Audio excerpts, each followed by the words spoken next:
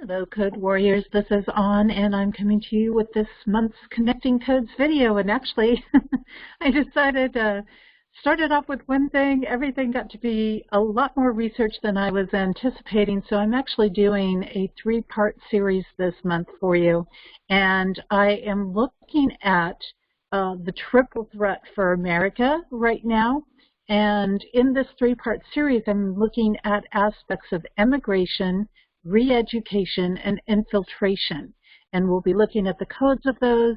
What I like to do in these videos is to go ahead and delve a little bit deeply into what is going on, aspects of these different topics, and to help people start to really understand these different components of things, and then provide a code perspective for you on some of the pieces that are involved in it, and kind of bring that all together into one thing. So I'm trying a new forum for video taping this month, so I hope this is going to work out well. I did a little test run on it. It looked like it was okay, and hopefully that's going to work really well so that I can share things on my computer with you and let you see some of the things, and we can go through them together in a sense.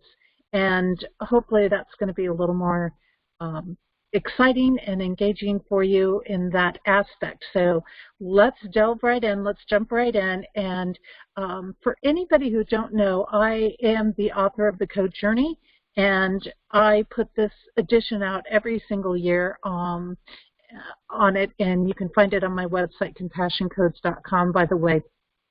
And under the Goods tab, and you'll see a section for the Code Journey. And it's kind of a daily guide for maneuvering on Earth, and it shares with us and kind of gives us some foresight and some heads up, because when I talk about the year's influences in there, it oftentimes gives us a heads up for the types of things we can be coming into as far as world events go.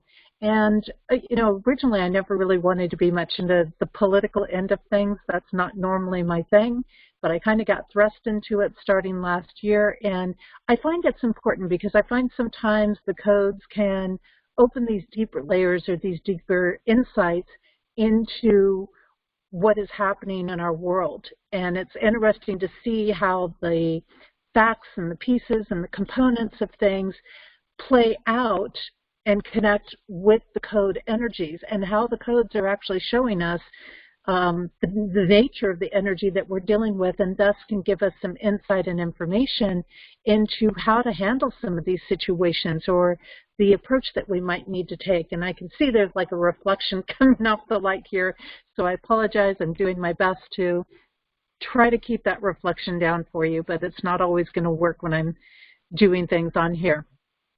So this month's first part of this series, what I'm looking at is really, we've got to learn from our past mistakes.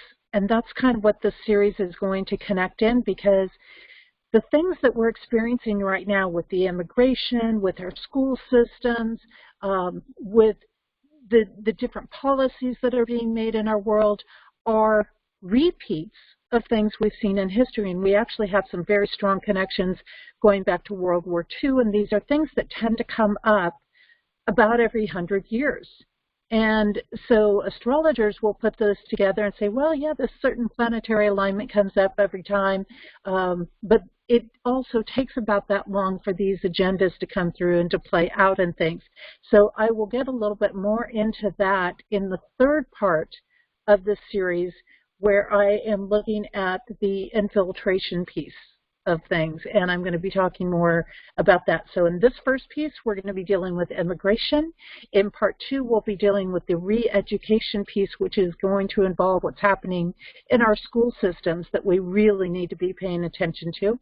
And then on the third piece, I will be looking at infiltration, and I will be looking at the aspects of how this connects in with different pieces, including the Green New Deal, where that is connecting in with CCP agendas, and where that is connecting in with other types of ideologies and thought patterns and how this is connecting together in what we're seeing playing out in our world. So with that being said, let's kind of jump right in on this immigration.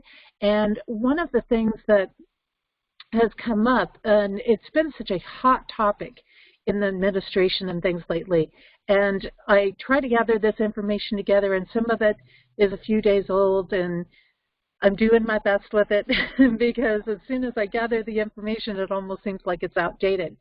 But it's been a big thing. One of the big things that came up was that the Biden administration, for quite some time, they were not allowing people into the border area to photograph, to film, to gather their news, to see what was happening there. And of course, we just found recently that they were going to let one person in, or one media, and we know darn well when you're only going to let one media company in, that's a really huge indication you've got something to hide. They want to stage it. They want to set it up. You know, why only one? Why not let everybody in? Why not allow them all to have a perspective? Unless you're doing something that isn't correct, unless you're doing something that isn't favorable in some way. So we had, as we got into this, there is Project Veritas came out. They tweeted this, and actually you can go to their website. So I want to make sure I'm crediting anybody that I'm sharing with, and let's go ahead and bring this up. Project Veritas put out this video earlier, and they I have this from their tweet page, and if you're not familiar with them, they're really great at bringing out the truth on things. They're really great at exposing the lies, the deceptions, how we're being played in the world. And I believe their website is projectveritas.com. James O'Keefe is the key person behind that. So make sure, you know, I'm making sure I want to give them credit. But let's take a look at this short little clip of what he found when he got down into that border area and what he was able to get. And this was before they opened to anybody down there. And he's so good at getting undercover. And, you know, they wanted to present, by the way, these border facilities. First, they tried to accuse Trump of putting kids in cages. We found out that was false. Remember that? We want to remember that it was the Obama administration that built the facilities in here, and then they don't want people to see how they're overpopulating these. There's been reports that have come out that the kids only get to shower like once a week or once every 5 days. They're living in overcrowded conditions. So here we go. Here's what Project Veritas had to show us. Project Veritas has obtained never-before-seen photographs of what it actually looks like inside this facility. Shocking images showing people wrapped up in what looks like metal foil, laying on the ground, their faces covered. Why won't the administration be honest about this? Why won't they show you these images? I'm on the ground in Donna, Texas. You want to take a look at this facility right here. Just a month ago, Customs and Border Patrol agents completed the construction of that facility. It's a 165,000 square foot facility, and we have never seen images inside this facility before. They won't even allow the non-profit lawyers who conduct the actual oversight of these immigration detention centers to go inside. We have a man who's telling us to leave. Where would the press? Oh, man, you gotta get off. Private property. They told us it's private property, but you know what isn't private property? Airspace. We're going to fly the Cirrus right over the top of the detention center to get a better look. There's the facility right there. You can see it. There it is. Flying over the facility to give you a good view. During a recent press conference, the press secretary was asked the question why they haven't released these images. Even you haven't released any images that you obviously could redact if you wanted to. Again, we remain committed to sharing with all of you the treatment. She dodged the question, saying, quote, and we remain committed to transparency. I don't have an update for you on the timeline, end quote. Well, Press Secretary of the White House, let Project Veritas do your job for you. Just last night, we have now obtained these photos inside this facility. Now, these photos are very, very grim. Project Veritas has also learned these photographs were taken in the last few days. There are 8 pods with 8 cells in each facility. At any given moment, there are an average of 3,000 people in custody inside this detention center. The pod has 8 cells that are currently holding 600, that's 600 unaccompanied juvenile males aged 7 to 17. They are separated by age or physical size depending on the room. 50 of the individuals inside this facility were COVID positive. There have been multiple sexual assaults, normal assaults, and daily medical emergencies. So, as you can see, once again, transparency is not happening in this administration. As you can see, they are trying to avoid people finding out what is going on down there. As you can see, they are overcrowded. They are not in good conditions. And, you know, clearly, things are not in a good space down there. And so this is really an important thing for us to keep in mind. And what's very interesting about this is we know so much of the time they try to protect this president. They try to cover up, to make excuses, to do things. And you can't just keep covering it up. You can't just do it. They've got high cases of COVID in these people that are coming through. And the key is here, one of the key pieces is that it's not that America wants to keep out immigrants, but it is an aspect that America can't take on the whole world. The whole world cannot live in America. The whole, you know, we have to be able to take care of our own people before we start bringing in a lot of other people. And actually, America, by the way, has some of the most relaxed, or is one of the easiest countries. They take in more immigrants than any other country out there. Than any other country. No other country has as relaxed policies as America to get into it. It is really one of the easiest countries to come into. We take more in than any other country does. And yet, this crisis with Biden, we want to keep in mind that in the past, he has doubled our immigrants. I mean, we're talking millions.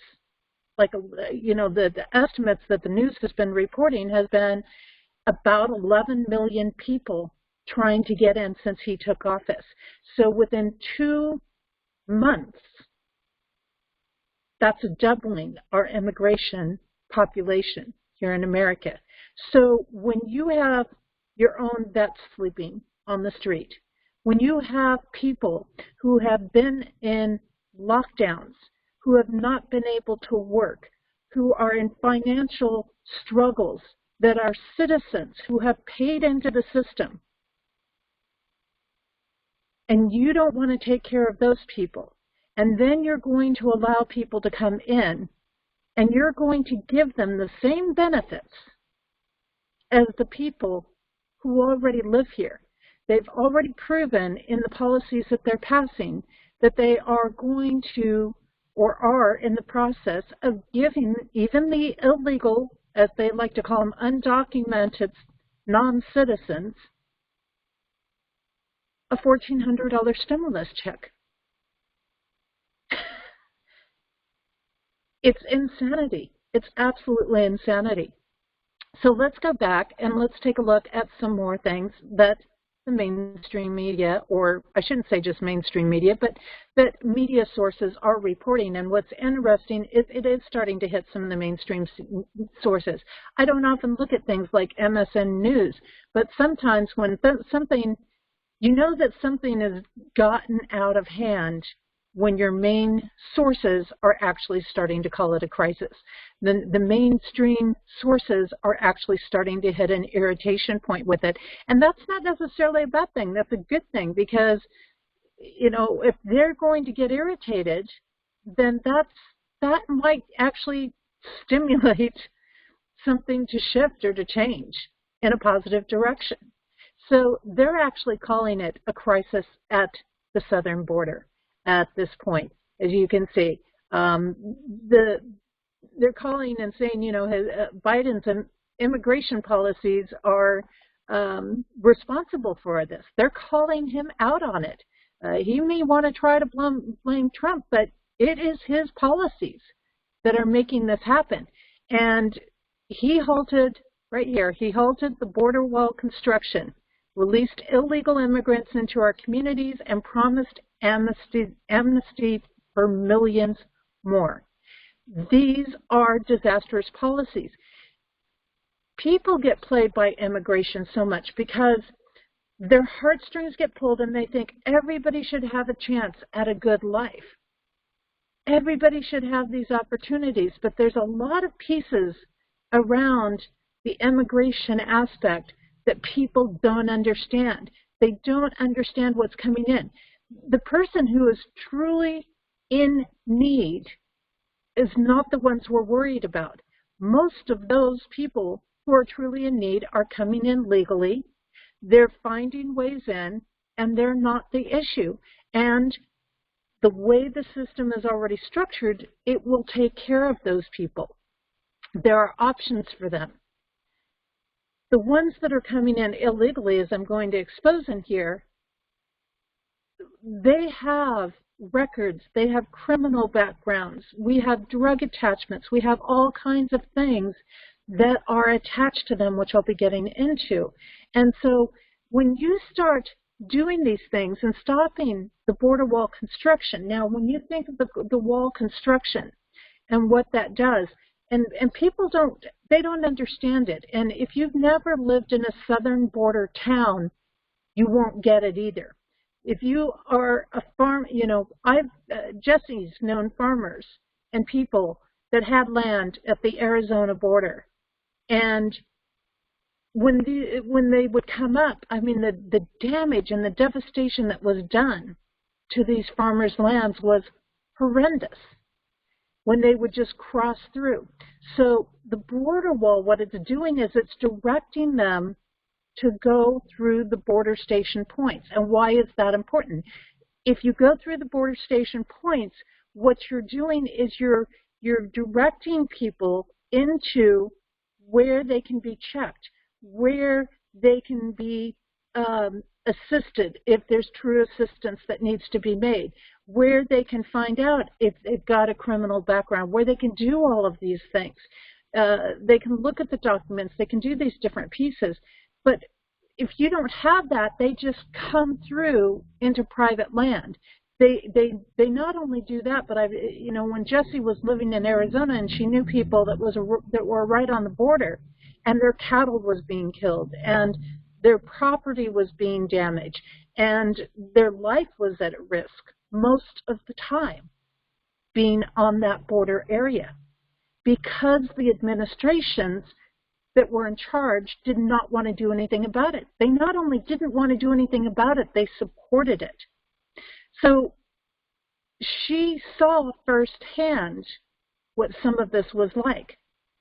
And I'm going to get more into these aspects of the illegal immigration. But, you know, in one day, it says right here on MSN, and this report, by the way, was put out actually March 16th.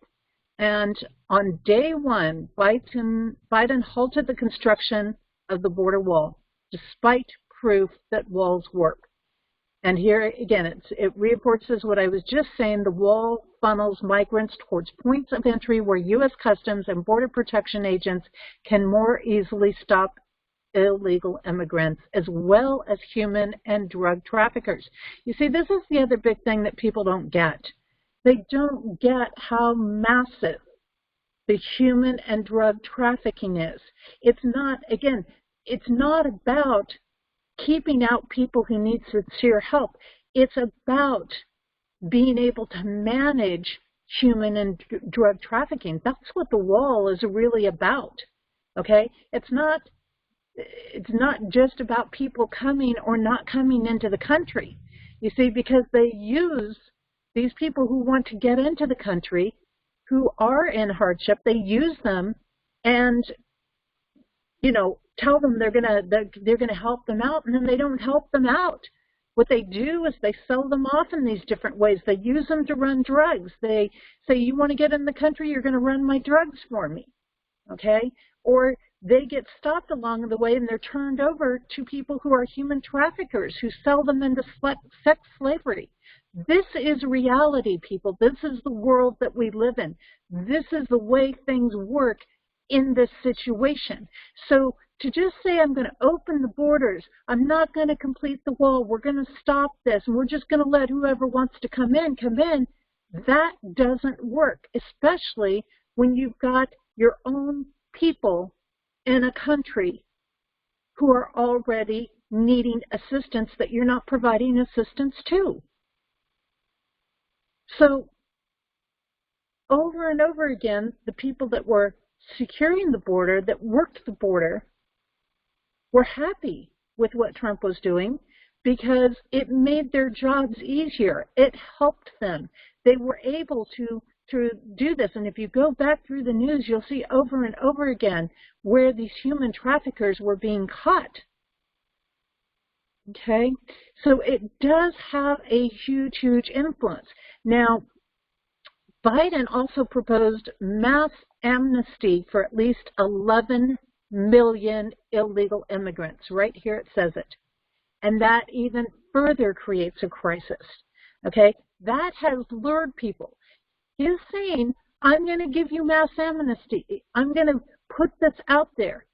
Is going to lure people in. That encourages people to come because they're like, hey, Biden is catch and release, which means we catch them, we just release them. Okay, we don't really do anything to them. We don't really hold them accountable. We're not, you know, they just see that as an open invitation is what they see that as. They see it as, we're not going to be charged. We can get away with things. We can get criminal things. These people, they didn't try this stuff when Trump was in it. They were like, no way, we won't try it, because Trump laid the guidelines down on this. So they noticed actually that the number of illegal immigrants has been skyrocketing.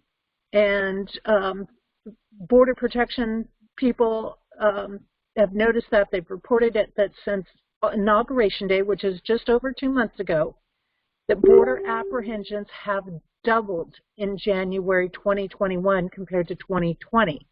So the same month, a year later, under Biden, they've doubled in not a very short period of time, because it all started up on January 20th, so it wasn't even a full month there. So basically the numbers doubled in a matter of 10 days there. And these are the highest numbers in a decade, right there. Highest numbers in a decade. Okay? They're particularly concerned about the children that are crossing illegally in here, and, you know, this is forcing them to, they're having to put the children in migrant detention shelters. Now, here's the interesting thing. When Trump worked with these children were getting showers regularly. They were not having to wait a week for a shower. They weren't going a week without a shower. Okay? They said Trump was putting kids in cages. They, in the Biden administration, now are doing the same thing, only way over 100 capacity, because since this came out, they're actually showing it's way over 100% capacity. They want to call it migrant detention shelters. Well, you saw in the Project Veritas video what that's like. Okay? They barely have room to move around in there. There's barely room for them to lie down in there. And they're doing this saying, in the midst of COVID, you can't open a business. You can't walk into a store. Somebody like me, for example, in the state of Maine, I cannot walk into a business even with medical exemptions, okay? But somebody can cross the border with COVID and go into where they want, and it's okay. And what is this about? If we look at the bigger agendas, then we'll realize that this crossing a border is another way to infect America. It's another way to say, to try to get the numbers to spike that aren't spiking, that are going down, okay, because they had to change it to make it look like it was going down to make Biden look better. So they changed the metrics of what they were doing to measure whether somebody did or did not have it. So these are really things that we need to take a look at, okay? Many of the other facilities are filling up as well. And so it's just, you know, it really is a struggling situation on this. And we've got to be really, really careful with this. So as we go forward here, let's move on to the New York Post. The New York Post is another one that actually put out an article here. And, you know, it's not even in debate. They're saying without debate, he's decided on completely open borders. And, you know, you look at these things again, and there's so many questions that we can bring up in the aspect of this. But, you know, he's got congressional hearings going on, new legislation that's coming up, a series of executive orders, and I'm going to show you some of those that he's actually put into place.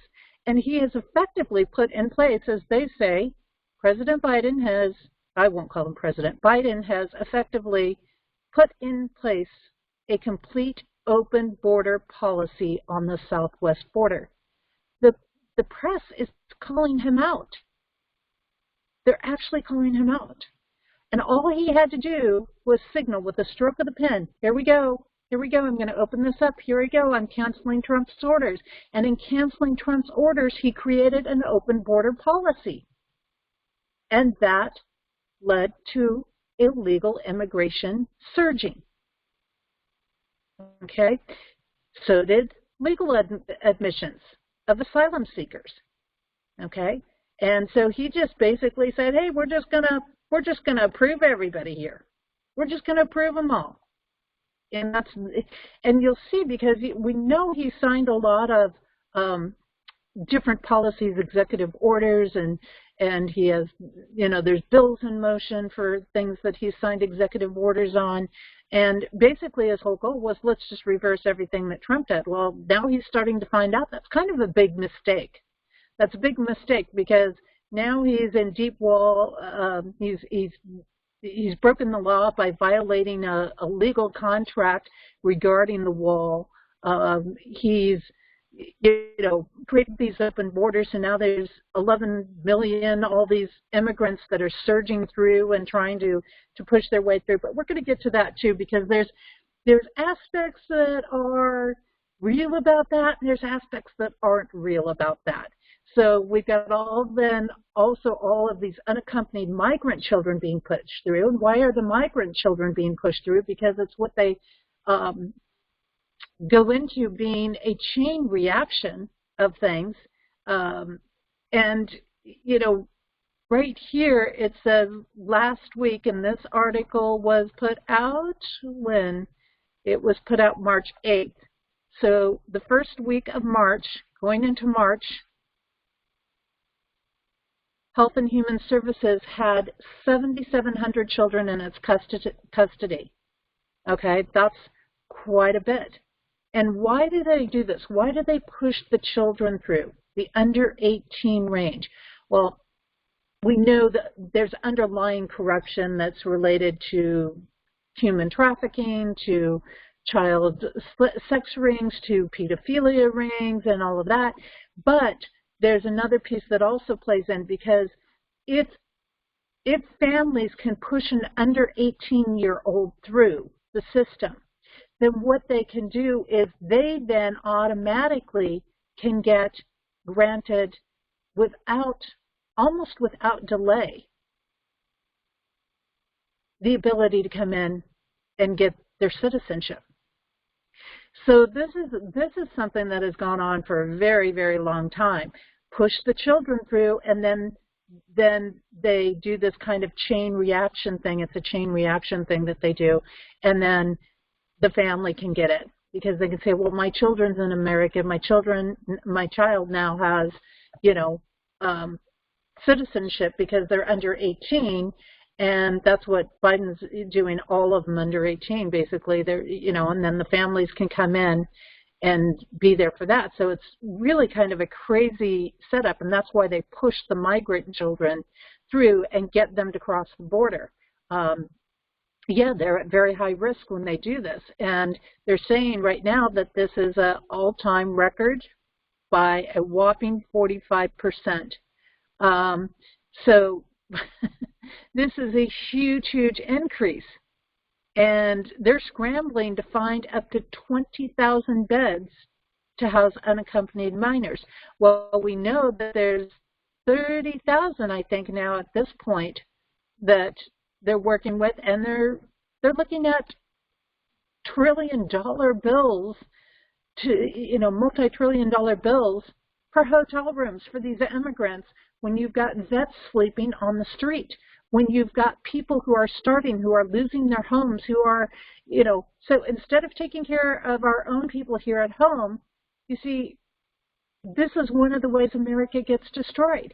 When you take care of everybody else but your own people, and you take care of other people better than your own people, that's not okay. You destroy your country. And ultimately, that's their goal. They want to destroy America. Ultimately, they want to break down America. So while migrant camps in the Mexican border towns are quickly emptying out, thanks to Biden's executive order ending the Trump era Remain in Mexico program, it's, they're just having to now house within the states all of these 3,000. It's starting to lead the states to take their own actions, to come down on these Biden policies and to say, nope, not going to happen in our state. And Texas has been facing this. Texas has been really challenged. Georgia's been really challenged. Anybody who follows Marjorie, what's her name? Greentail, I can't even think of her name now, the representative down in Georgia, and she's, she's shown videos of how they're just coming right across, and it's crazy. It's absolutely crazy. So they're saying state and local authorities have been overwhelmed by the influx of migrants. It's right there. It's right there. And in Brownsville, which is just one town, more than 100 migrants released from the federal custody tested positive for COVID. Okay? So, I mean, we are seeing some crazy, crazy deals. And in the meantime, you've got your Mexican drug cartels. They're taking advantage of the situation right there. Okay? They're charging migrants thousands of dollars per person in order to cross. So what happens is these people, these families, these immigrants, they will pay somebody, and we'll get more into that, they'll pay somebody to get them across the border, okay, to get them there. But in the process of getting there, they have to pay off cartels. So, the family pays them, then they use some of that money to pay the different cartels off along the way. Well, the cartels are taking, again, advantage of all this. They're saying, hey, you're running a lot of people across the border, maybe we'll just up our rates as well. And they're associated with smugglers, and they're associated with human traffickers. And, they are tracking them. They're tracking them with these kind of wristbands, which is associated with other agendas and things, so that when they get videotaped or they get filmed, those colors of the wristbands, and I'll get into that, are also marking them for different types of things, different aspects that send signals to people and make them identifiable in various ways. So really a real, interesting thing. So I want to move on here to this next piece, which is January 20th, right there. They opened it up January 20th. They made this release that President Biden sends the immigration bill to Congress. So he, first day in office, he sends this immigration bill through. And I won't get into all the details of it here, but when you start to take a look at this, and you look at these different components, you really have to be careful of the wording of these things. And this has to do with the Citizenship Act. Okay, that's what he's trying to put into motion right there, the Citizenship Act.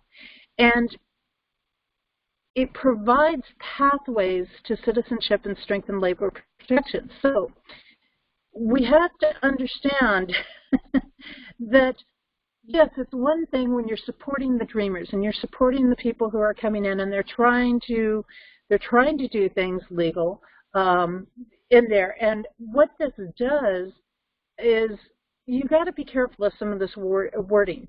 So it helps them apparently on this particular part to apply for green cards after 5 years if they pass criminal and national security background checks and pay their taxes, etc. So this is kind of a legal way. This is kind of like, hey, I'm showing that I'm, behaving myself, so on and so forth.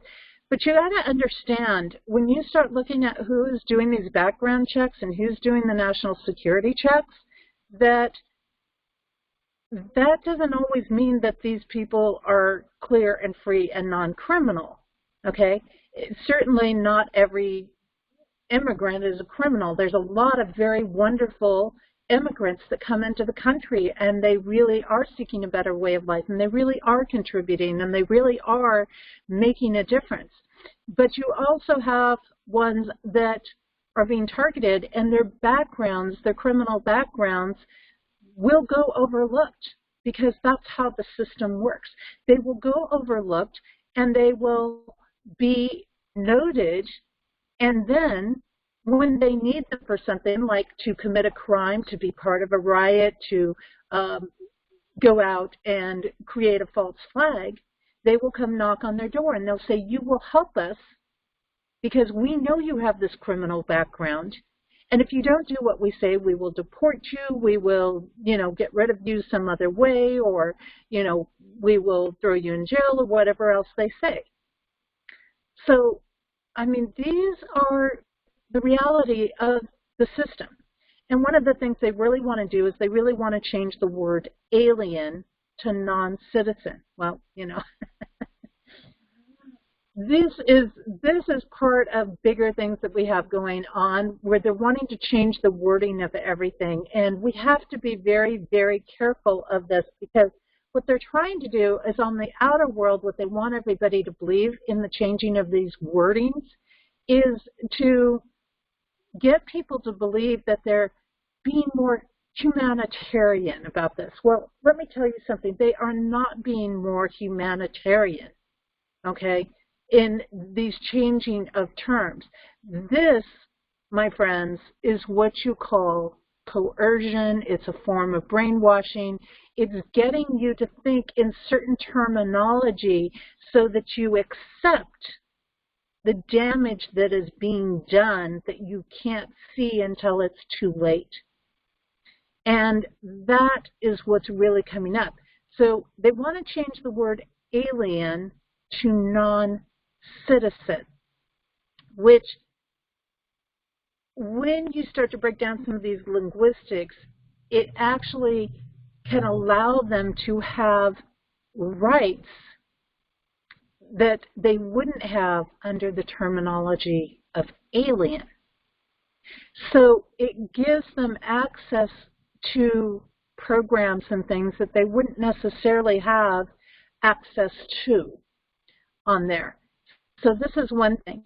Keeping families together. This is another big piece here, and this is kind of what I was talking with you about on the chain thing. So they want to focus here again, and this is where you have to be so careful with those people that are supporting these corrupt centralized structures, because they like to make things sound really good on the surface. Let's keep the families together. Well, let's help the parents and the sisters and the brothers and everybody of this poor little child that came across the border. Okay, they don't tell you all of the other little underlying pieces that go with it. Okay, this is supposed to eliminate what they call a 3- and 10-year bar measure that keeps families apart, and it takes them that, a certain period of time to get their status. And it's just a mess. It's just a mess and a nightmare when you get into this. And I wish I had time to go into all of the different linguistics of this to really break it all down fully. But I encourage you to go in and do your research. And as you start to learn how these linguistics are used in different things, and hopefully some of it will get awakened in you as I deal in the third part of this series, which has to do with the infiltration piece of this. Because you see, immigrants, especially the ones that are genuine immigrants, and there's a difference between the genuine immigrants and the ingenuine immigrants. And the genuine immigrants can easily be taken advantage of in the system. When you start opening all of this stuff up like this, what does it do? It makes more people want to get to America. And the more people that want to get to America, the more we're going to see that drug, that human trafficking aspects come back up. Now, the next piece they have in this is embrace diversity, okay, which includes the No Ban Act, that prohibits discrimination based on religion and limits presidential authority to issue future bans. So, you know, what he's trying to do is he's trying to keep other presidents from placing restrictions on what they call diversity. Now, diversity, we know, is a really big word that they're using now, and this is a really big way to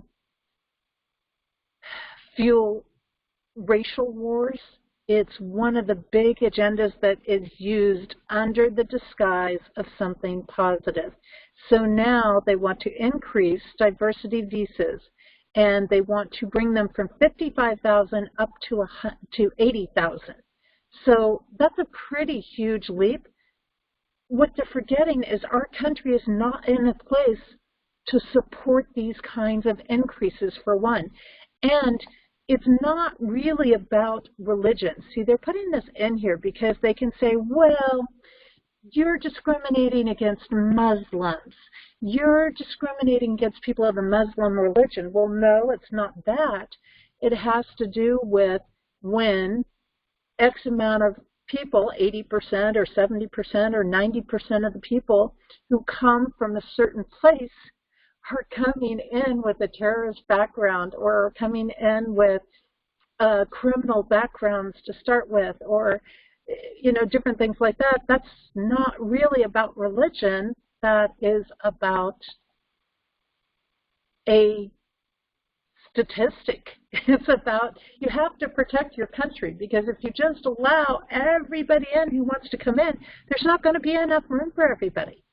Your country cannot support it, and they want everybody to believe that these people are going to contribute, but most, you know, there's a lot of them that aren't. There's a lot of them that are skirting the system. They're working under the tables. They're not working on the system, and that then undermines the jobs for the people. And they like to say, yeah, but they're only taking the jobs that nobody else wants, and that's not true. That's not true. Think about your restaurant industries. Think about, you know, Jessie lived in California. She grew up under this stuff. She born in Texas. She lived in Arizona for a while. She watched how the jobs in even 5-star resorts were sourced out. She couldn't get jobs. She was excluded from jobs. And this is long before we had stuff coming up about white privilege in our culture. She was excluded from things because they gave them to other people who were not legal immigrants. And that is how the businesses kept their costs down, especially in a time where the taxes are rising. And when the taxes rise up, which we are seeing under this administration, those businesses are going to find any way that they can to cut costs. So what do? Instead of having all legal employees, they might hire a chef. They might hire a few wait staff and a bartender. But then their dishwashers, their prep people, things like that, that they can keep in the back of the house, are not legal. They're not on the books. So, you know, these are the things that they're not telling people. They're like, embrace diversity, let in people of different. It has nothing to do with wanting to exclude people from other races or cultures.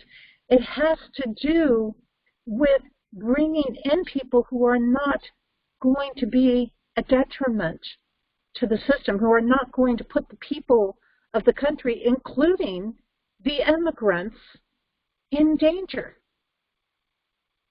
But the way these things are put together, it's not protecting the citizens. It is placing immigrants and others first. And that's not okay. There isn't another country out there that does this. Not another one. So it goes on to say promote immigrant and refugee integration and citizenship. And, you know, so here again, they want to provide more funding for this. They want to support. They're literally wanting to expand bringing people into the country when we can barely, we're not even fully taking care of who's here. And that doesn't make any sense at all. You don't keep bringing in more and more and more when you can't take care of what you have. Okay? I mean, you can't do it. It's not going to work, and it's going to just blow up. They're talking about this growing our economy based on, you know, clearing employment-based visa backlogs. Okay, well, here again, when you've got people on the streets, your own people, and they're willing to take these jobs at big box stores and things like that, you're not drawing on your own people. You're leaving your own people high and dry in this situation. It makes it easier for graduates of U.S. universities with advanced STEM degrees, okay, your science, your technology, engineering, and math areas to stay in the United States. Okay, the people that are coming in under this really aren't our issue. I mean, this is not, these are not the people that are necessarily doing things illegally, but why do they want to do this? Because they use this to hold over people. They use this to get them to support science studies that they want to have. They get them to carry out the agendas. It's kind of like, hey, we got you this, so now you owe us. And you're going to do this for us. And you're going to make sure that this study turns out a certain way. That's kind of the way this works. Now, they're talking about protecting workers from exploitation and improve the employment verification process. You know what? Here again, the system is corrupt.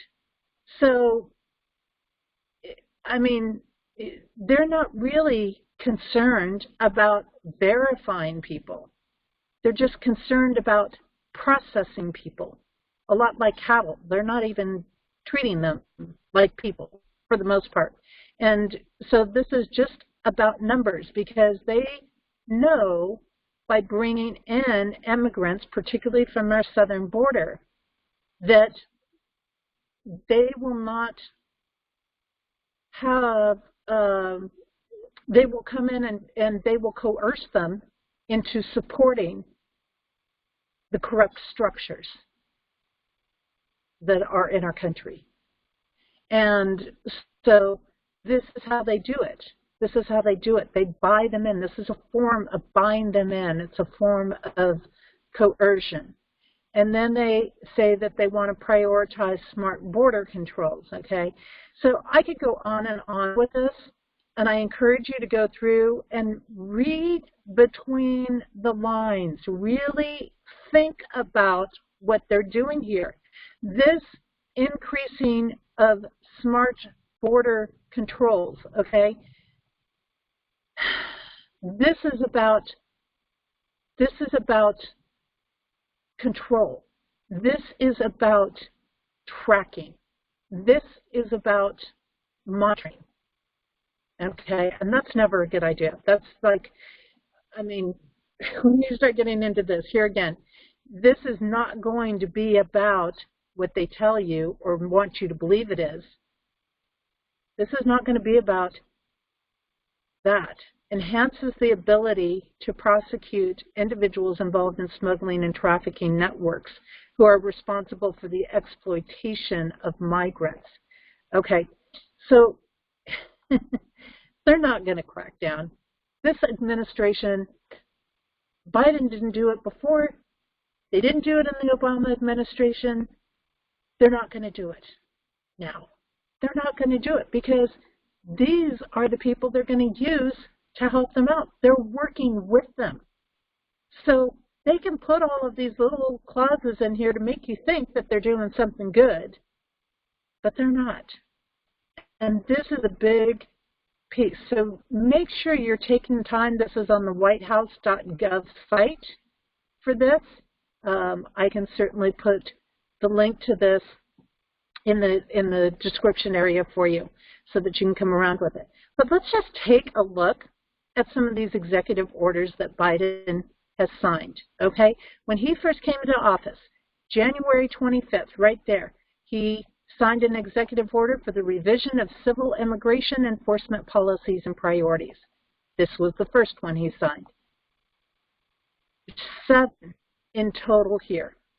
On February 2nd, creating a comprehensive regional framework to address the causes of migration, to manage migration through North and Central America, and to provide safe and orderly processing of asylum seekers at the United States border. Hey, how's that working for you? Huh? How is that working for you? No, they're not. It's worse than it's ever been. Addressing economic insecurity and inequality. Okay, this is one of the big things where this sounds good on the surface, okay, but it's not good on the surface, because what this is saying they're going to have all the rights that anybody else who has worked all of their life is going to have. They're opening doors here that this whole inequality thing, this equality-inequality thing, it's not what they're making people believe. They want people to believe that having the same thing means everybody will be equal, and it doesn't. It really doesn't. It reminds me, there's a great thing of, showing that you have to give people what will allow them. If everybody had an equal thing, then the taller, it's like there's a picture. If everybody has the same thing, the same level of box to stand on, and you've got a tall adult and you've got a medium-sized adult or a teenager, and then you've got a young child. Well, that young child can't see over the fence and see everything that's going on like that tall adult can. But they've all got the same thing. See, equality isn't what a lot of people think it is.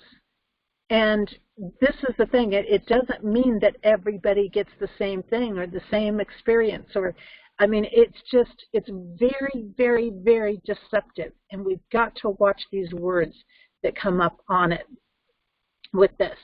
Okay, so there is then, February 2nd, also the establishment of interagency task force on the reunification of families. And again, this is federalregister.gov that I'm looking at for this, and you can go on there and you can see all of the executive orders. You can look up the executive orders. It's got Biden's name, it's got all the previous presidents, it's got things by years, and you can look it up. And so that was the third one that he signed. 7 in total executive orders around immigration.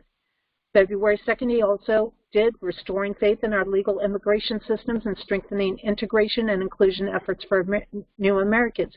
You have to read these things carefully, and I encourage you, get in and take a look at them, read them, and understand what they're really saying. Not just the fluffy, pretty words that are being used, but really understand what this means under this administration, because it's not about benefiting Americans. I can tell you that right now.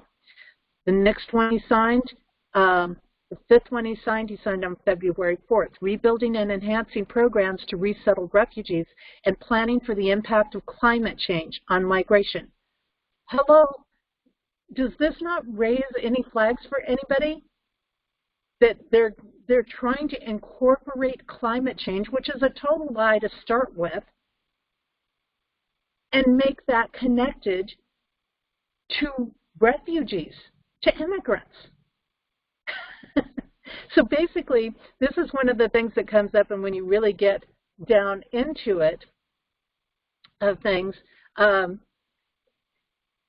you know, talking about the United States, they're saying, you know, in the policy is as a leader in refugee resettlement, provides a beacon of hope for persecuted people around the world, promotes stability in regions experiencing conflict, and facilitates international collaboration to address the global refugee crisis. Through the United States, this program, the United States Refugee Admissions Program, the federal government cooperating with private partners, there's a big red flag right there. Cooperating with private partners and American citizens and communities across the country. Well, what they're not telling you with that is those private partners are their own nonprofit organizations. What they're not telling you in that is those American citizens are people like Bill Gates.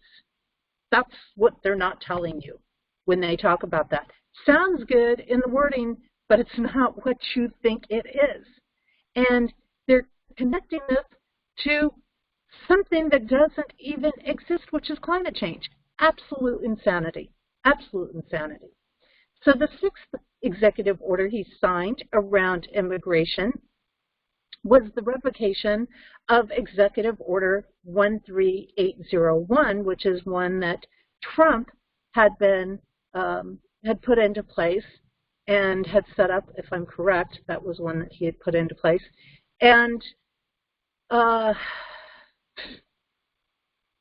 this gets into talking about how the heads of executive departments and agencies shall promptly consider taking steps to rescind any orders, rules, regulations, guidelines, or policies or portions thereof, implementing or enforcing the executive order identified in this section. Well, yeah, let's just, you know, let's just take a quick look at Executive Order 13801, because that's come up in a lot of things. And this is about expanding apprenticeships in America. So what is really good about this, okay, so Biden is trying to claim that he's trying to increase work opportunities and STEM things, which we know most of the STEM programs come back to our corrupt structures, our cabal structures, our gates, our, you know, corrupt science areas and things like that. But this one that he's pulling us out of was about expanding apprenticeships, which gave people the right to actually come in and get some education, get some work opportunities, and to really further something for our country, to really be a positive contribution. And this was, we'll just saying here briefly, America's education systems and workforce development programs are in need of reform. In today's rapidly changing economy, it's more important than ever to prepare workers to fill both existing and newly created jobs and to prepare workers for the jobs of the future. Higher education, however, is becoming unaffordable, and many colleges and universities fail to help students graduate with the skills necessary to secure high-paying jobs. So the apprenticeships in America actually help people to prepare and get the actual skills that they need to get higher paying jobs, which thus, what does that do? That supports the system all the way around, because when people are making more money, they're going to be spending more money. It helps them to develop that self-worth, that confidence, being able to actually provide for their family and not just scrounging by, not just having the bare minimums in there. So there's all kinds of benefits when you look at an apprenticeship program. But no, Biden decided he was going to executive order that right back out of the system. So something that was actually beneficial, he got rid of. Then the final seventh executive order he signed regarding immigration was a revocation of another executive order. He revoked Executive Order 13772, and this was done on February 24th. And that is the core principles for regulating the United States financial system, as well as there's several other pieces in this. Executive Order 13828 of April 10th, he also revoked, and that was connected to reducing poverty. So he revokes the things that are reducing poverty, nourishing our nation, giving people favorable lives, and he put through things that are damaging our country. So just think about that a little bit. It's absolutely insane. It's absolutely crazy to even have to consider that. Now, CNN, and this goes into the other bills that he talks about that are being pushed through, and I don't care for CNN, but they were the one group that actually published the U.S. Citizenship Act of 2021 bill text, the whole text where you could find it. And I can't even begin to read through this, and there are so many things, but I did want to point this out on here, and I will also put this link in the description so that you can go through and you can read it, because there are, again, there's tons of things. You're going to look at, one of the big things they have is, again, changing the language in here, and we know that changing the language is not a good thing, okay? Earned path to citizenship and other reforms, and we got to remember this earned path, that comes with a really high debt. I mean, that's like, this goes into a privileged system, and so it really holds people in victim spaces. And I actually just put out a video on my regular channel under my own name, Jessie on Nichols George, on my other YouTube channel, that kind of talks about that victim spaces a little bit, and it brings it up in there, that it's just another way of it's really kind of a form of slavery. It's a debt system, and that's what this corruption runs on, is a debt system. It's a debt to say, we did this for you, we got you here, we gave you this opportunity, and you owe us. That's really what their earned path to citizenship is. Now, there's a lot of people that will argue with me over that, and that's okay, because in its pure sense, an earned path to citizenship is a good thing. Under the structure of this bill and under the structure of this administration, it is not a good thing, because it's about nourishing the corruption. It's not about giving people genuine opportunities to earn their citizenship and to have a decent life in a free country. And so that's really a big thing. Adjustment of status, and here again, this is kind of like saying, yeah, we're not going to make people do the things that they need to do to have citizenship. And this goes on and on. So I will definitely, put that in there. In addition to that, what we found that he's been trying to put through, and that connects with that, is there's two main components to what I just showed you that is in that act, and that is this H.R. 1177, which is the earned path to citizenship. And as of today, by the way, there is no text received for this. No text. So they haven't even put this together. I'll tell you what this reminds me of. This is the dangling carrot. Look at what we're doing, look at what we're doing, look at what we're doing, and they haven't done anything. They really haven't done anything.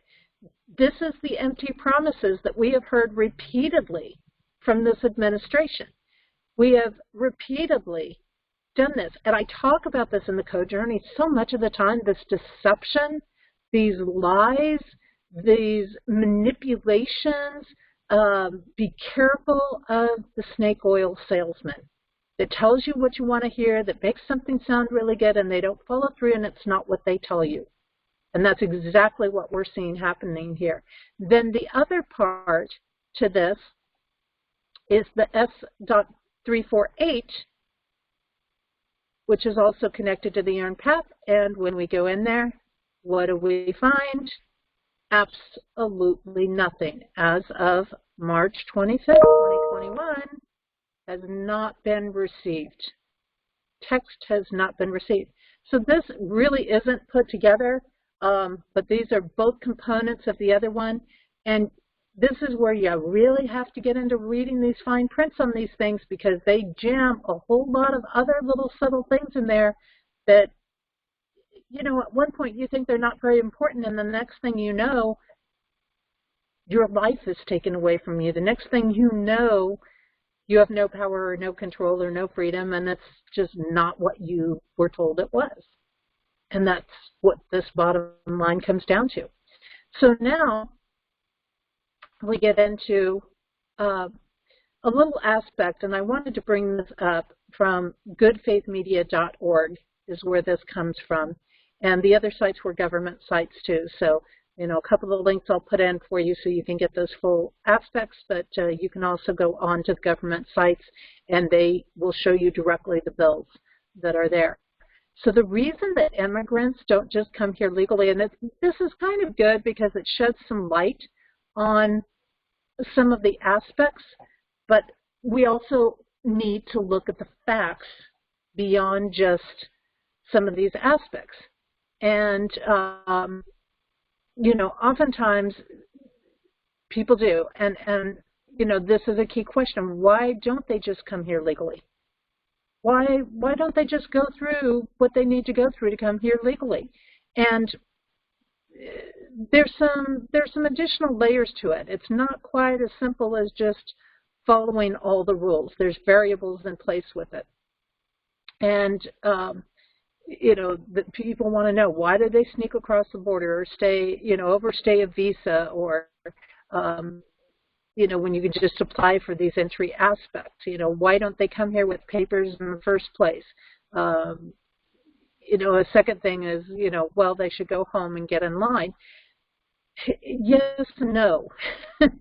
Yes and no. There's a whole lot of varying circumstances, and it's just not as black and white as we'd like it to be.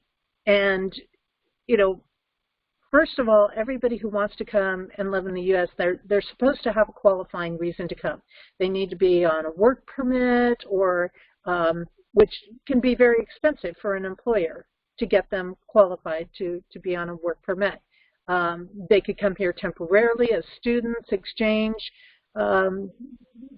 opportunities, tourists, short-term business, but those all require people to prove that they have an intention to return to their home country.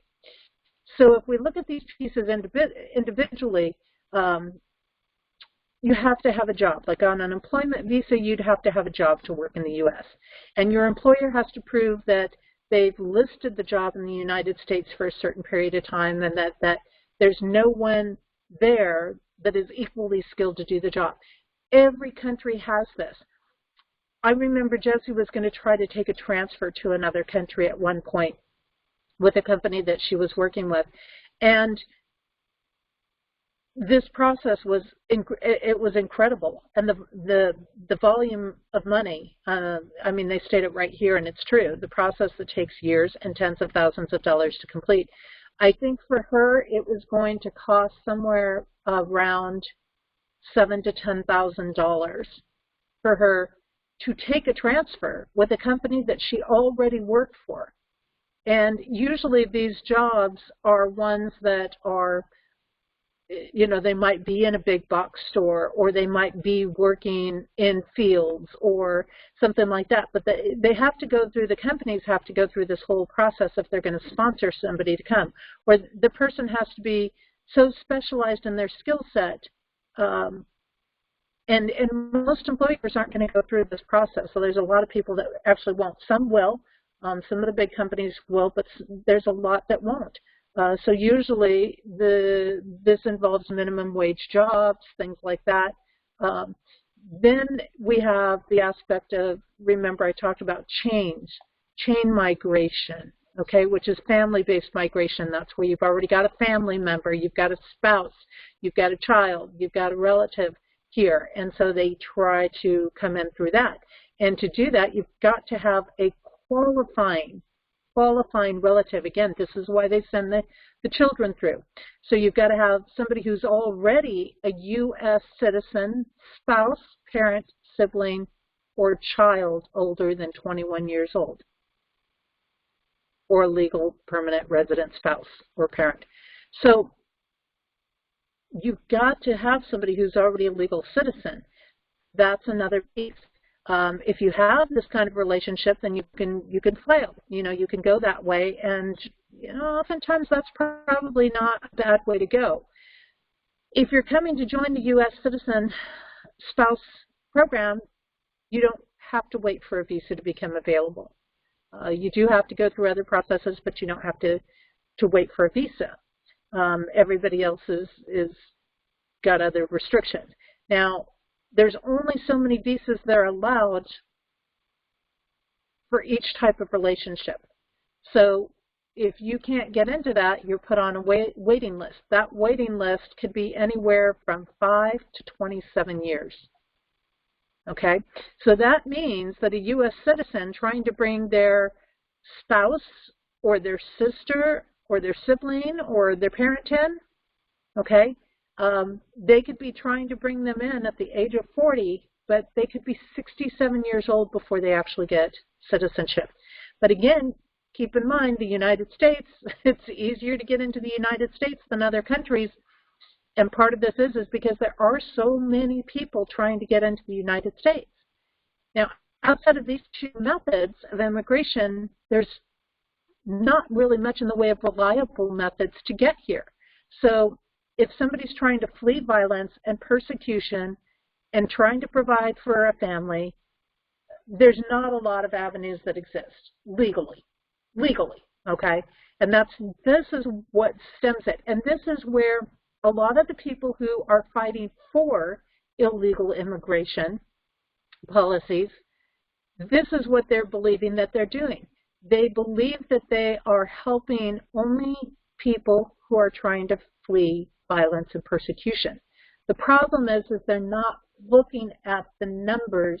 They're not looking at the actual facts of who is trying to come in and how many are turned away and how many are coming in through the illegal process. And unfortunately, just like a lot of things in our world, that it's those people who are the problems that are ruining it for the people who are not the problems or the issues. So, yes, there's a refugee status, but you have to be in a UN designated camp, United Nations camp. Oh boy. Now, if that doesn't raise some flags for you, and what does that do? That puts them into a whole tracking system. Anytime you bring the United Nations into it, the United Nations does nothing but foster corruption in our world. It is not the good organization. If you're not familiar with that, then I encourage you to look into Janet Ossobron's work, who did a sequel to The Fall of the Cabal. And in that, she addresses the United Nations and all of the corruption that's connected to it. And you will be horrified if you go in and start to delve into the many, many agendas that are connected to the UN, how strongly Gates is connected to it, how strongly, different people are connected to it, and their very dark network of people that are in there. And even being in a UN designated camp, you might have to wait 10, 15, or 20 years for a chance to try to come to the United States. So I would say yes, no. I don't know how much of those facts are actually true, but they do say there is an asylum status, but you have to be physically in the United States to ask for asylum. So 60% of the people that try for asylum are denied. And they bring up the point that, true, there are a lot of people, there are a reasonable amount of people. They go through a lot to get into this country, even if they're doing it illegally. The problem is that we need to find ways to help them without putting ourselves at risk and without allowing in all the other garbage that goes with it. So, and the reality of it is that it comes down is, again, we just cannot take anyone and everyone into the country because there's a challenge for them. So it's very risky, leaving them prone to extortion, rape, and death. And this is a reality for many that try to come in through illegal means. I mean, this is oftentimes what they're exposed to, oftentimes what they have to go through. And, people don't just take this journey to get around a filing fee, because when you get down to it, they pay people a pretty good chunk of money to get in illegally, let alone legally. And, that's one of the things that I kind of am a little about, because for the amount of money that they spend to get into the country illegally, yes, it's cheaper than coming in legally, but there is a lot more danger to it. And there's a lot of them that never survive it. The really true people that are the ones that really are in need, the ones that are really in these desperate situations, a lot of them are never going to make it. They're never going to make it. They're like the innocent who are taken advantage of in the system. So, moving on, Judicial Watch gives us some really great facts to take a look at in all of this. In 2019, over 90% of illegal aliens arrested. Think about that. Over 90% had criminal charges and pending charges. Okay? This is the reason why we need to bring the illegal or undocumented non-residents, as the administration would like to call it, into check. This is why we can't open the borders up and just let everybody through. Okay, and this was back in 2019. This was 2 years ago. And this article was actually put out on January 9th, 2020, so just over a year ago. Who knows what it is now with this influx? But at that time, over 90% were illegal aliens arrested in the U.S. had criminal charges and pending convictions. That's an incredibly high number when you start to look at these statistics. And that percentage included 56,000 assaults and thousands of sex crimes, robberies, homicides, and kidnappings. That's an awful lot. It's an awful lot. Many of them had extensive criminal histories with multiple convictions. Multiple, not one, not just a minor offense, but multiple ones.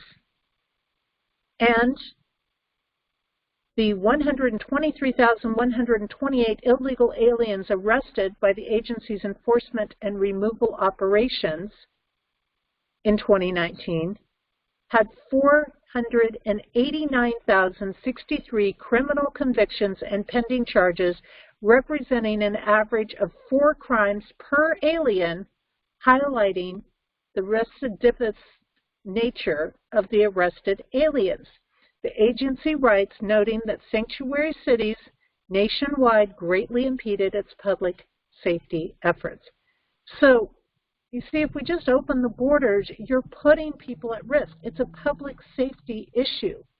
This isn't about white privilege. This isn't about these agendas they want you to believe that it's about. Because if you've got people who have worked hard to earn their citizenship and who have immigrated into this country, I can tell you, you're going to be hard-pressed to find somebody who is supporting the illegal alien activity. Most of them don't, because they know what it takes to get here. They value and appreciate their freedom that they have here, and they value what America stands for, and they don't support it. So if other immigrants don't even support it, then, that's kind of a big thing, don't you think? Don't you think?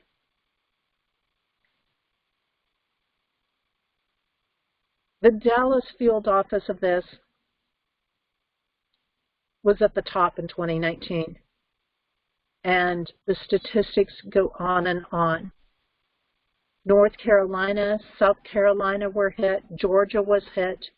The same states that we see hit now in these things. Among the illegal aliens in North Carolina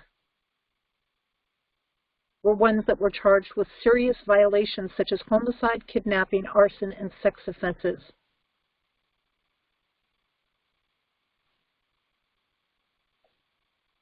The perpetrator, 33-year-old Oscar Pacheco Leonardo, was freed by the county sheriff, who has kept his campaign to promise to protect illegal immigrants from the feds. Capture and release. That's what this is called. And the biggest issue that we see, where are they coming from? Honduras. They've been deported, they come back, they're sex offenders, they're a public safety risk. And that's the bottom line. You can go on to read this, and I can put this link in the description.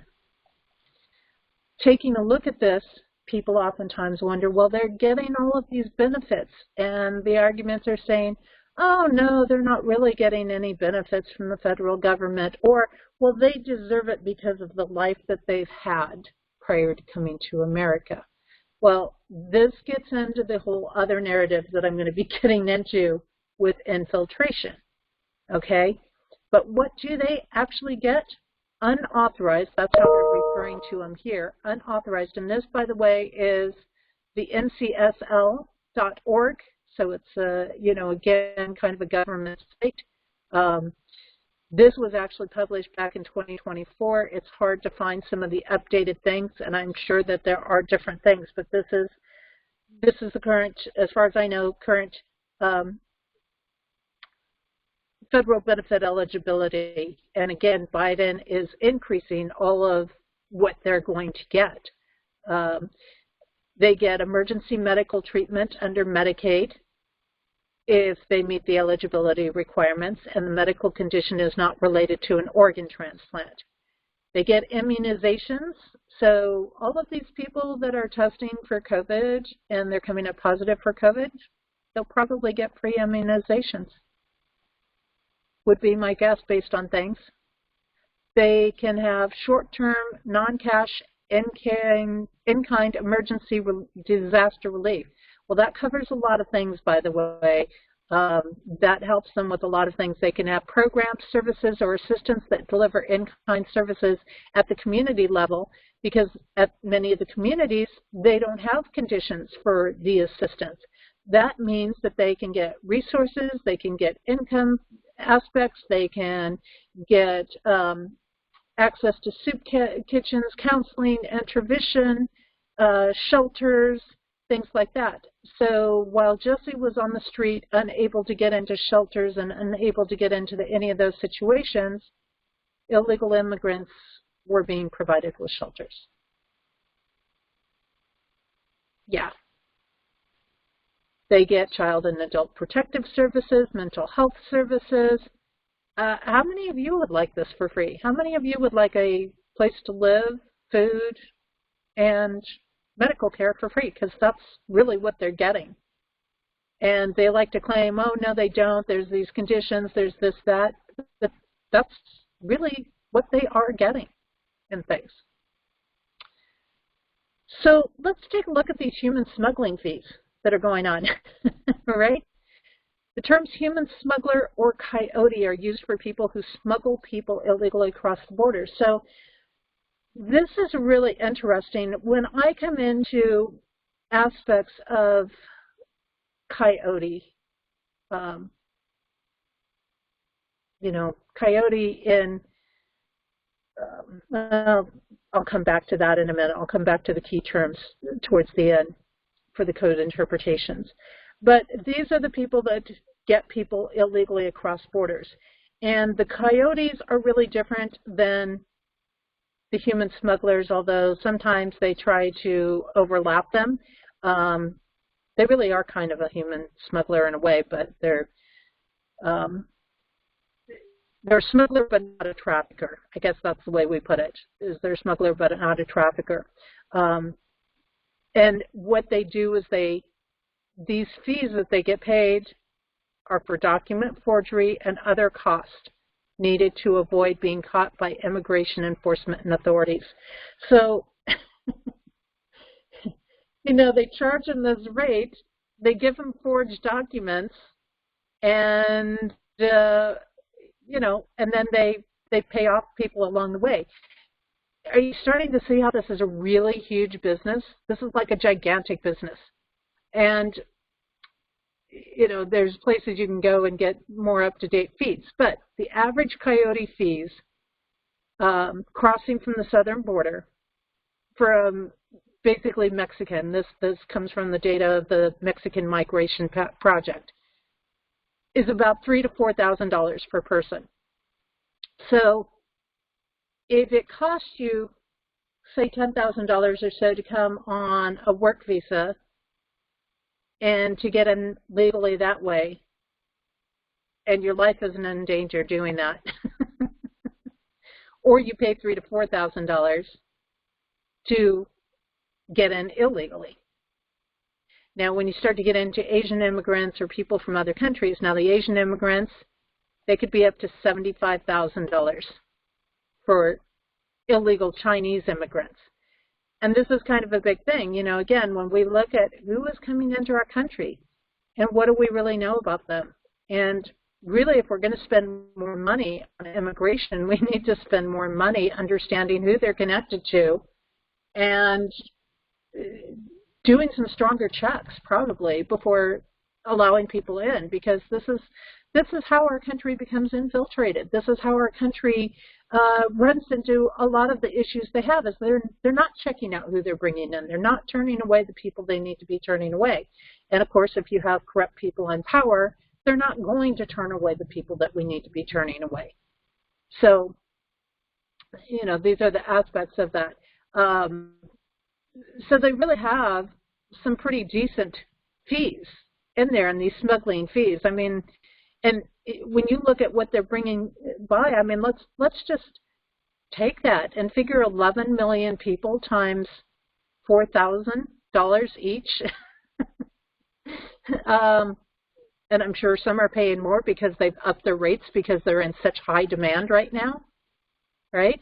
The smuggling fee for unauthorized Central American immigrants, which is going to be probably more like your Honduras area, is between $7,000 and $10,000. So, they're, well, we're talking El Salvador, Guatemala, Honduras, right? So they're almost at the same rates here. The only difference is the time factor and, of course, the life factor. I mean, is it really worth putting their life in danger for that extra $3,000 or $4,000, to spend $3,000 or $4,000 less than they would have coming in legally? I mean, it's kind of crazy when you start to look at this and the significance of these fees, and there's just so much debate around this because there's not a lot of this money is all cash under the table. It's not it's not being documented. It's not having taxes paid on it or anything like that. It's all, a lot of it's just cash under the table because the people that they're having to make payouts to along the way, the cartels, the drug people, the other people whose lands they're crossing that they come across, they are, they're not going to take credit cards. not going to take credit cards out in the middle of the desert or a jungle area. They're only going to take cash. So it's an all-cash business.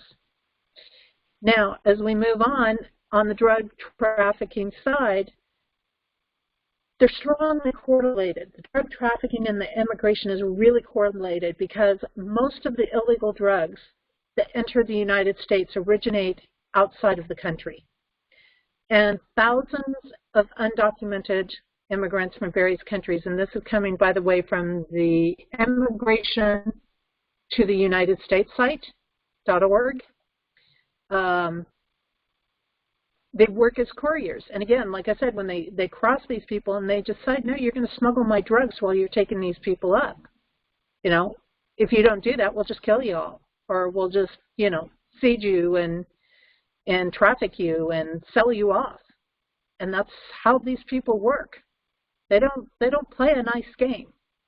And so they use the couriers, they use these people. So sometimes, you know, they're double tapping. These coyotes could be double tapping. They could be smuggling drugs and smuggling people at the same time. And they're getting paid from multiple ends for one trip into that. So we have to remember most of the drugs in the U.S. are smuggled in. They're not here on their own. They're brought in through these channels, through the immigration channels. And you know, this is a huge thing. It's a huge, gigantic business. During the, you know, they talk about drugs began reaching an epidemic proportions in the 90s. You know, that was 30 years ago.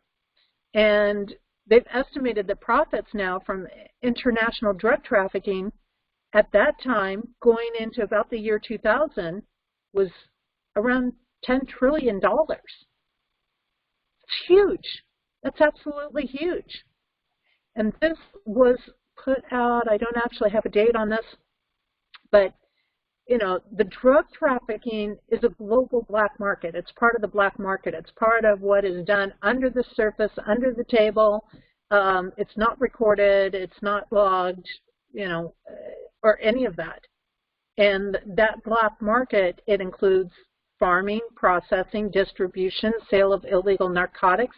So is it any wonder that the immigrations and some of the people that people think this is such an innocent operation, and yeah, let them work in the fields because Americans don't want to work in the fields, but really that is hooked up to the global black market. So most countries through the world prohibit trade except under license and you know, things like this. And so this illicit drug trade operates like a lot of other illegal underground markets. You've got your drug kings, you've got your cartels, and they use the farmers and, you know, different certain farmers and stuff as their fronts, as their covers for these things. It's really incredible, these things that we don't even look at or see or pay attention to, and they're right in front of our faces, really. It's all about a supply chain. That's what it is. Just one big supply chain. It involves a lot of different countries. The cartels, they vary in size and ethnics and racial memberships and organizational structures and where they originate from. And it is literally this whole gigantic network that is a massive amount of money. And so the immigration aspects, particularly the illegal immigration component, is a gigantic source of illegal drugs coming into the U.S. And whether people want to hear that or not, it is what is happening. It is what is happening, and it's been happening for decades and decades and decades. And, you know, you've got these violent criminal drug gangs operating out of Mexico, transporting millions of pounds of various narcotics into the U.S. annually. And that's going to include things like cocaine, heroin, marijuana. And they've been doing this since the 1970s. Well, probably long before that, but, you know, all these things, your street drugs like ecstasies, you know, they're bringing it all up.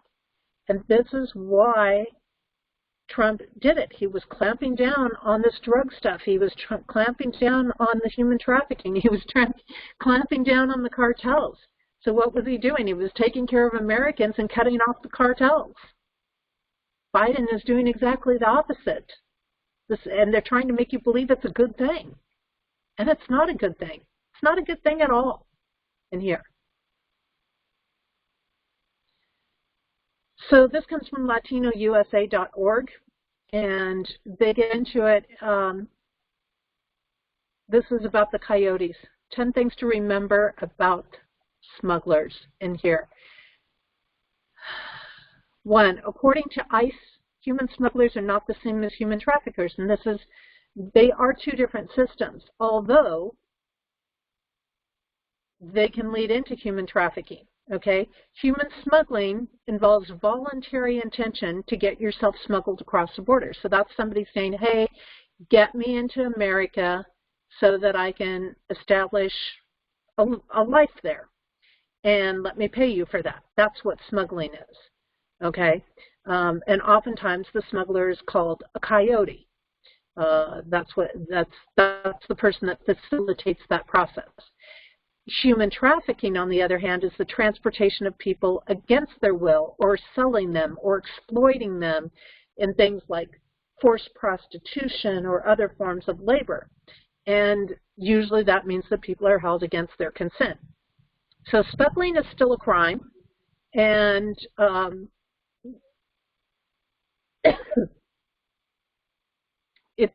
that's still an enforceable crime, even though people are doing it willingly, even though they're going of their own free accord. It's still an illegal activity. And smugglers work as a loosely knit group of people. They operate independently in each of the countries along the route.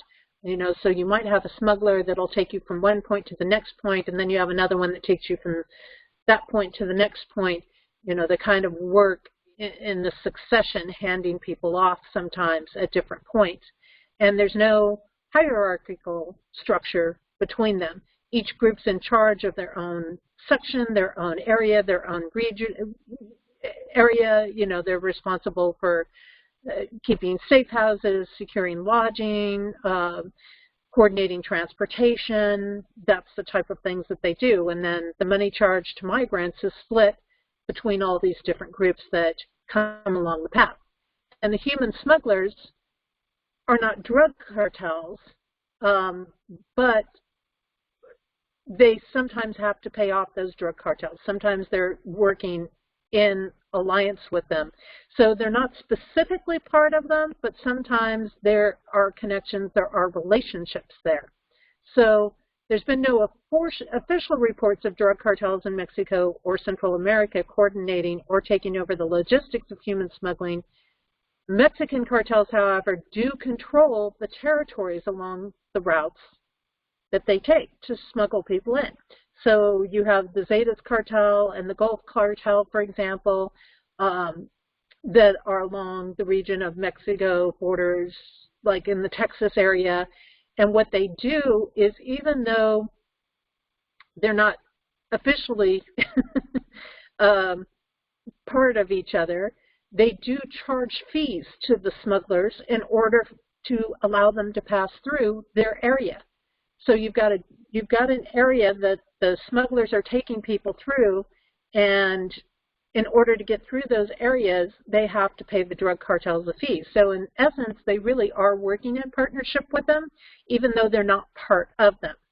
And the problem with this is that the cartels can be nasty, and anytime they want to, they can just kill the smugglers, kidnap the migrants, and, if they don't pay their fees, they will definitely do that. And if they do pay their fees, they may still do that. So there's no guarantees in these areas. And here again, people are paying these smugglers to get them through, but they're literally putting their life at hand to try to get them there. But of course, if you've got criminal backgrounds or things like that, then, you don't have a lot of options for trying to get over here. According to ICE, the current price migrants pay to get themselves smuggled from Central America is between $5,000 and $12,000. So that seems to be, and when we say Central American, again, we're talking like the Honduras area.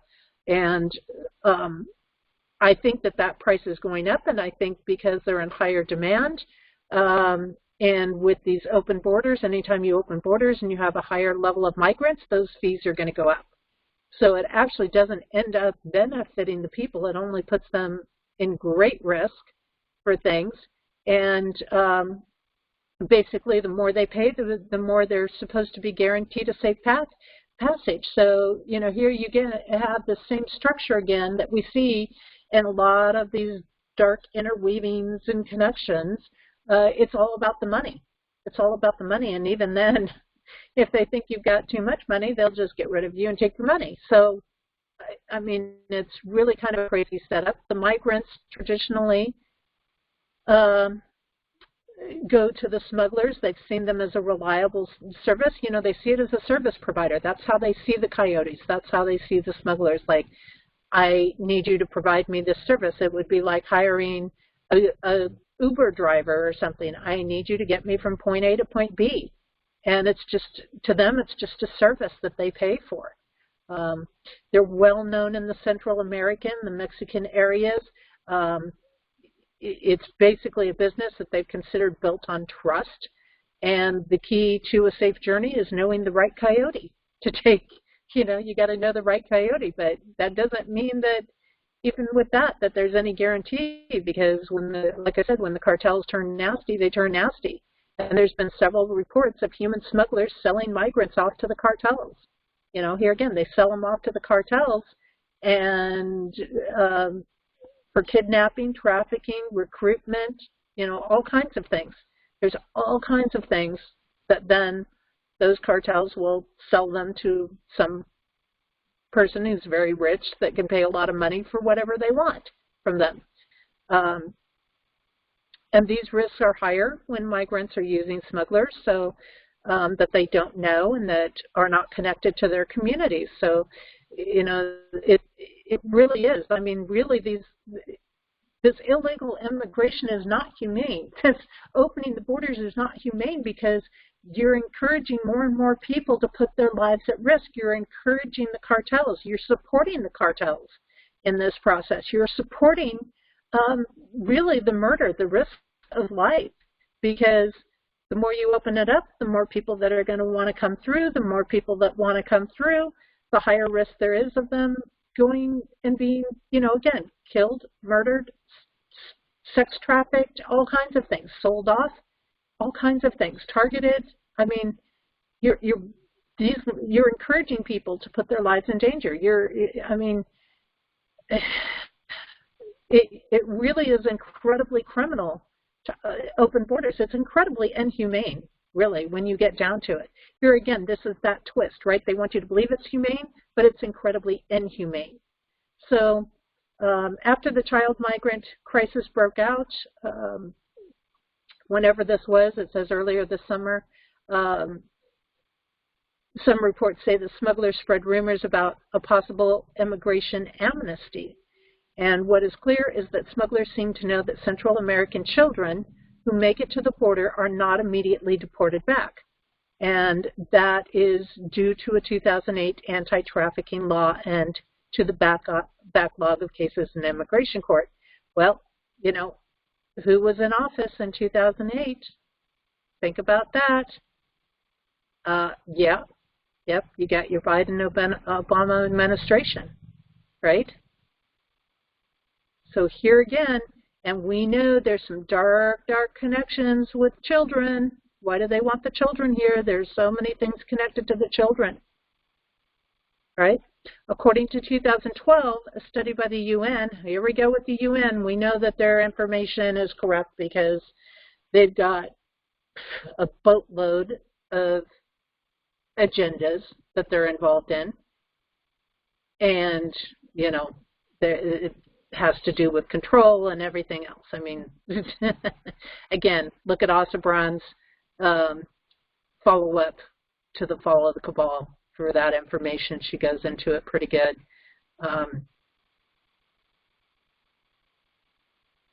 So really, I mean, we've got these things that are just crazy.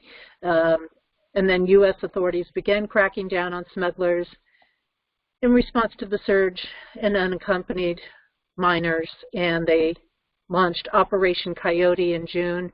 So I really think that actually some of this was probably really launched under Trump because he put such a big emphasis on this.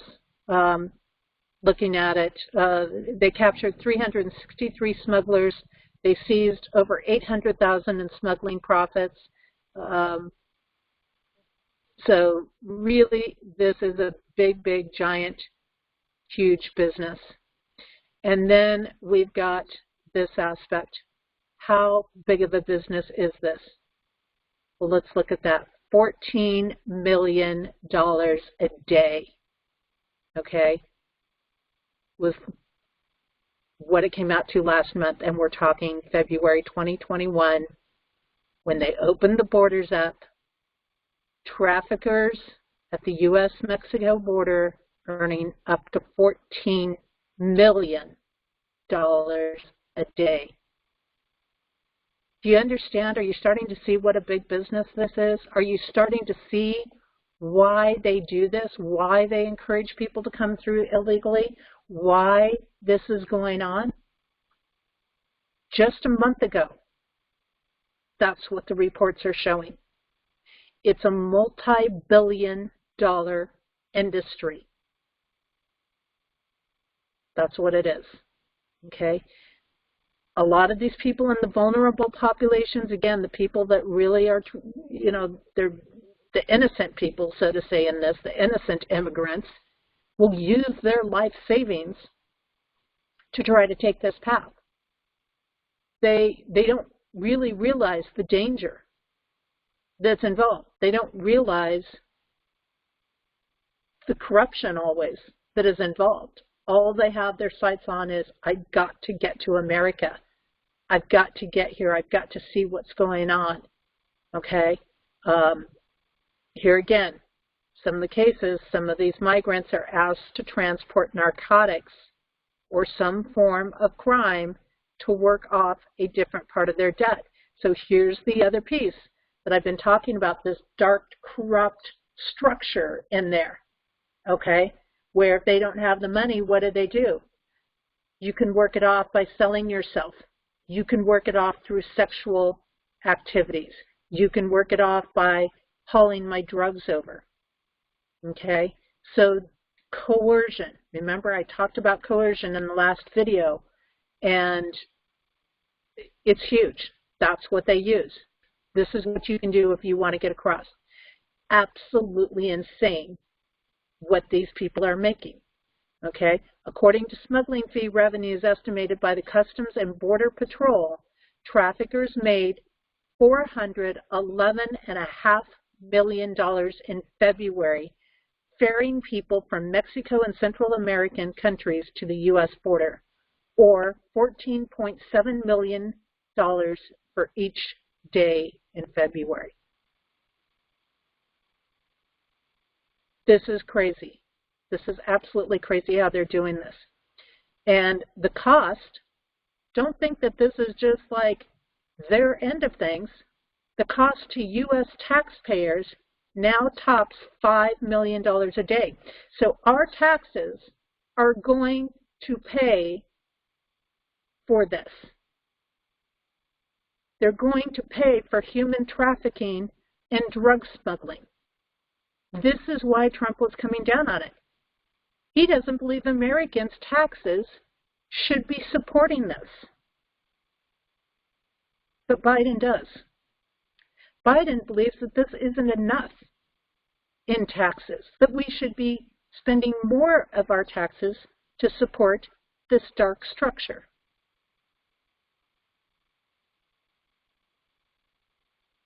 This is crazy, crazy stuff. Now, as we get on, I want to share a little bit of a video clip here of why migrants from Honduras are rushing to the United States. And listen to what this reporter says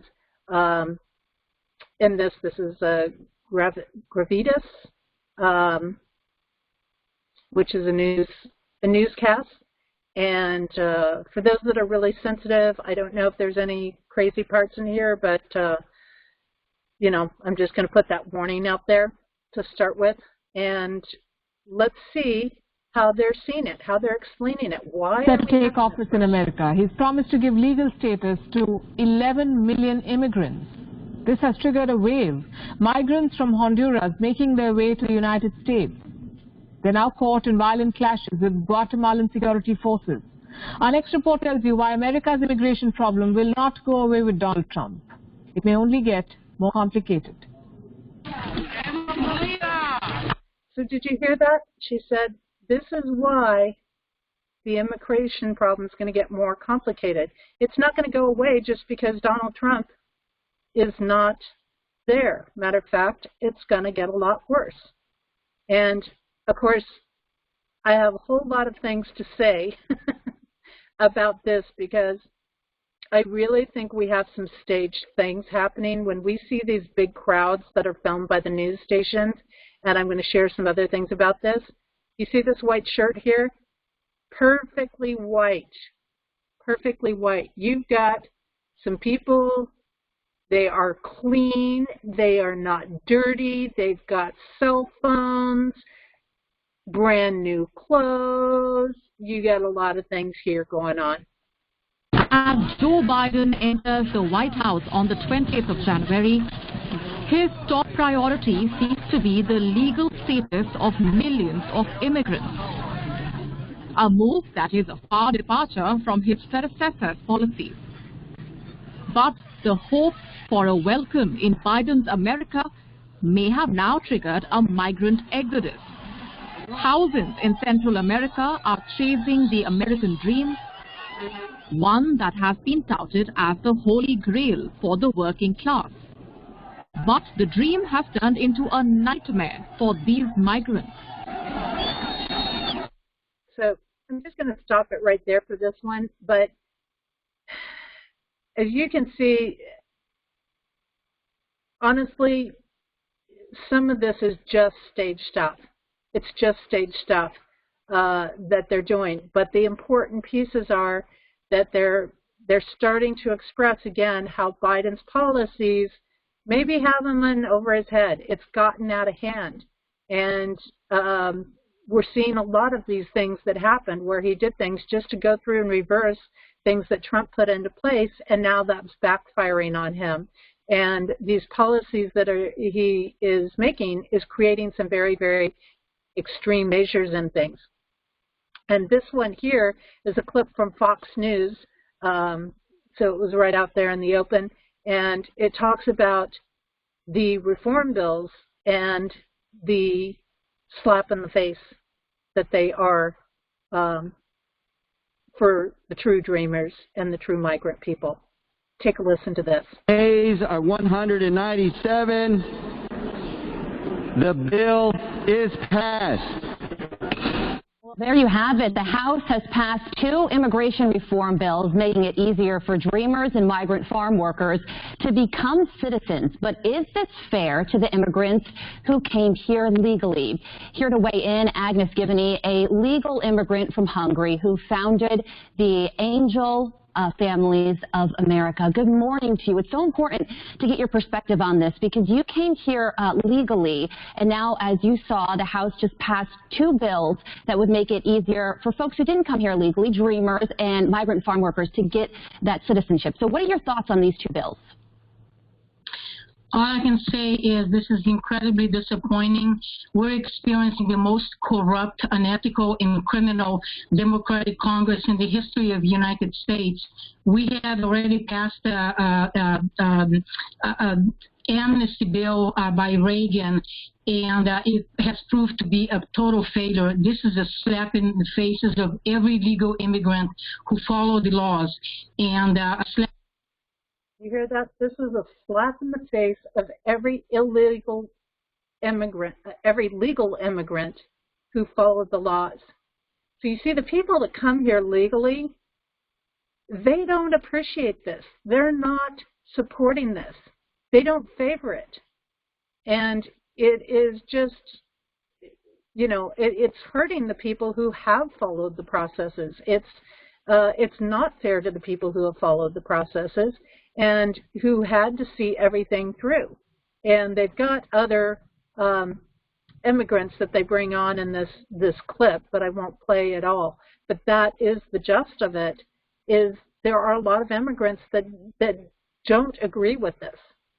They don't agree with it, and they're feeling hurt by it. It's an insult to them.